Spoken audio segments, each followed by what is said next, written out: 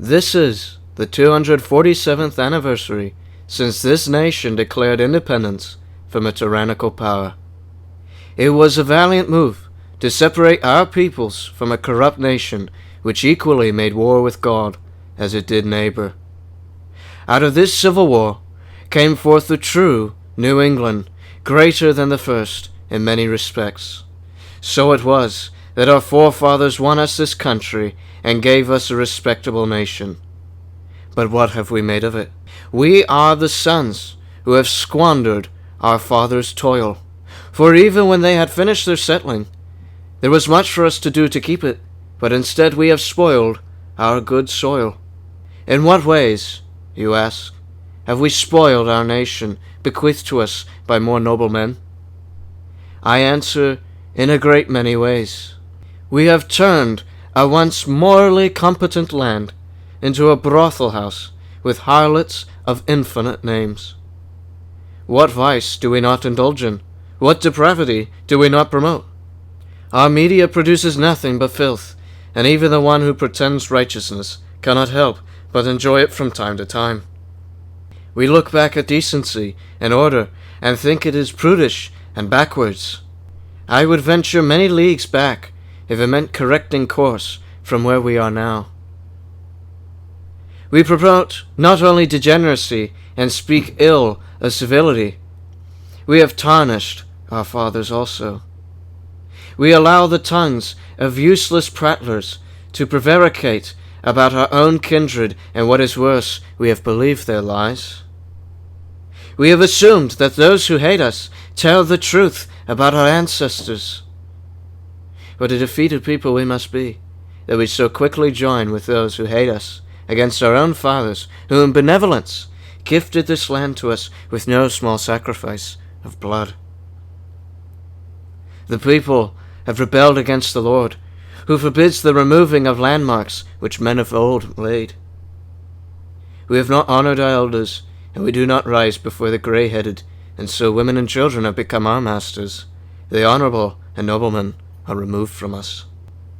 Not only this, but we have sold our children into bondage. The fetters of usury, the chains of native replacement, is the inheritance from our most previous generations. Their selfishness has known no bounds. They have concerned themselves with retirement and lucre, while abandoning their offspring and their country to foreign hands. I should almost think them alike to the invaders, traitors to their own nation, if it were not that they are still our family, though they can never again be trusted with the reins of power, because they have proven themselves entirely incapable, incompetent of such authority. They are the first to complain about entitlement, but are likewise the first to complain at the thought of losing their most sacred cows, which have been nothing short of complete and total national rot. I protest their complete removal from the nation on the fact that the avarice and greed can yet be corrected. But there can be no sympathy for those Marxists who have deliberately set this country on a course towards the deepest pits of Hades. It is thence frustrating to reach this time of year and find so-called Americans indulging in food, shooting fireworks, drowning in drink, and delight in all manners of gratuity.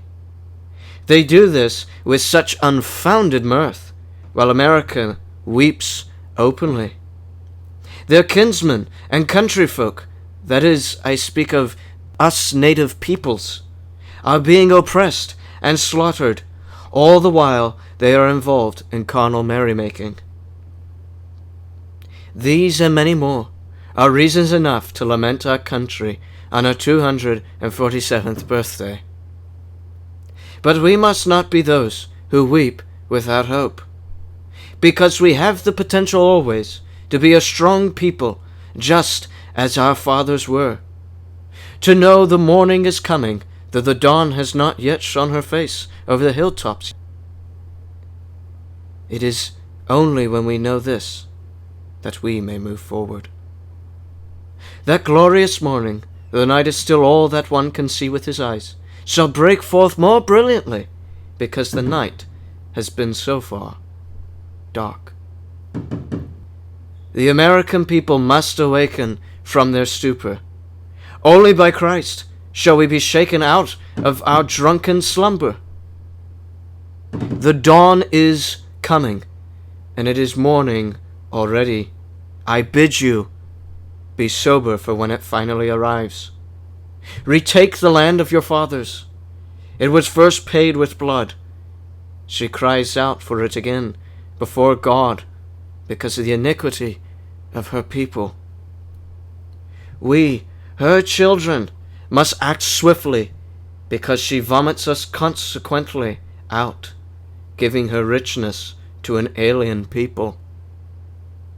Let not the dawn rise for that unknown people, but rather for your kinsfolk.